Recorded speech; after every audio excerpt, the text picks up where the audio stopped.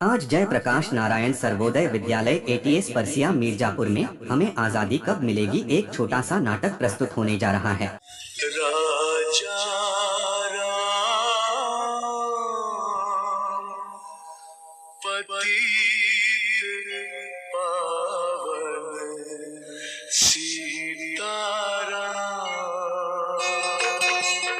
ईश्वर अल्लाह तेरे नाम सबको सन्मति दे भगवान।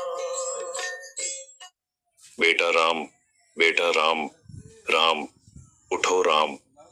हाँ हाँ, आप कौन हो? मैं मोहनदास करमचंद गांधी हूँ।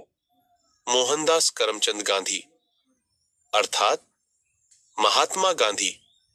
हाँ बेटा, लोग मुझे इसी नाम से ही पहचानते हैं। बेटा इधर आओ, तुम क्यों उदास लग रहे हो? बापू, बात यह है कि कल आजादी का पर्व है और मुझे कल स्कूल में उसके बारे में कुछ बोलना है, इसलिए। उसमें क्या बड़ी बात है, आजादी के बारे में कुछ बोल देना। लेकिन बापू, क्या सच में हम आजाद हुए हैं? तू ऐसा क्यों बोल रहा है? चलिए बापू, मैं आपको कुछ दिखाता हूँ। देखिए बापू, उस घर में। मम्मी पापा, मुझ पर थोड़ा रहम करो प्लीज, मुझे आगे पढ़ने दीजिए।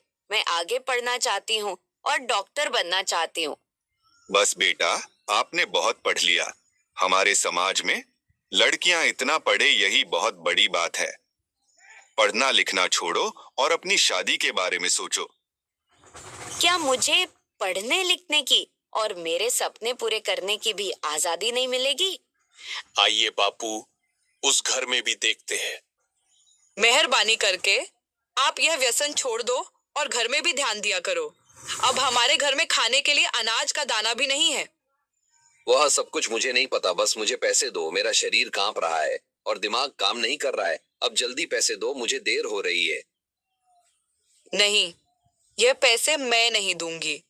ये तो बच्चों की किताबें लेने के लिए रखे हैं। चुपचाप मुझे पैसे दो और यहाँ से हटो, मुझे जाने दो। हे ईश्वर, मेरे पति की इस व्यसन की आदत से मुझे कब आजादी मिलेगी? बापू, और आगे चलिए, मैं आपको एक रिश्वतखोर अधिकारी बताता हूँ। साहब, कई दिनों से मैं आपकी ऑफिस के चक्कर लगा रहा हूँ। अब तो मेहरबानी करके मेरा काम कर दीजिए। अरे भाई, कितनी बार बोलूं तुझे, तेरा काम बहुत कठिन है और बड़े साहब मना कर रहे हैं। तुझे जो समझाया है ऐसे करो ना भाई। लेकिन साहब, मेरे सभी कागज ठीक है और मैं अपना हक पाने का हकदार हूँ, तो मैं रिश्वत क्यों दूं? तब तो सत्यवादी हरिश्चंद्र बनकर तुम्हारी सब फाइलों को लेकर इधर उधर फिरते रहो। जाओ, तुम्हारा काम नहीं होगा। हे ईश्वर, हमारे मारे ईमानदार लोगों को ऐसे रिश्वतखोर अधिकारियों से कब आजादी मिलेगी? चलो बापू आगे। अरे भैया, ठीक से तोल माप किया करो। गेहूं और चावल तो मिले, पर दूसरी चीज कहां पर है? अरे भैया, आपको जल्दी आना चाहिए ना। बाकी सामान तो सब खत्म हो गया है। आगे से ही कम सामान आया था, उसमें हम क्या कर सकते हैं? आपने तो कल ही सामान देना शुरू किया है, तो खत्म कैसे हो सकता है? अरे यहाँ से निकलो भैया, और लोग भी लाइन में राह देख रहे हैं। आपको जो शिकायत है वह बड़े अधिकारी से जाकर करना। हे भगवान, हम गरीबों को ऐसे अनाज की तस्करी करने वाले लोगों से कब आजादी मिलेगी? देखा ना बापू आपने, क्या आपको लग रहा है कि सच में हमारा देश आजाद हुआ है? आज के समय में भी लड़कियों को पढ़ने की आजादी नहीं है। आज के समय में बहुत सारे लोग व्यसन के अधीन होकर अपने घर की जिम्मेदारी को भूल रहे हैं।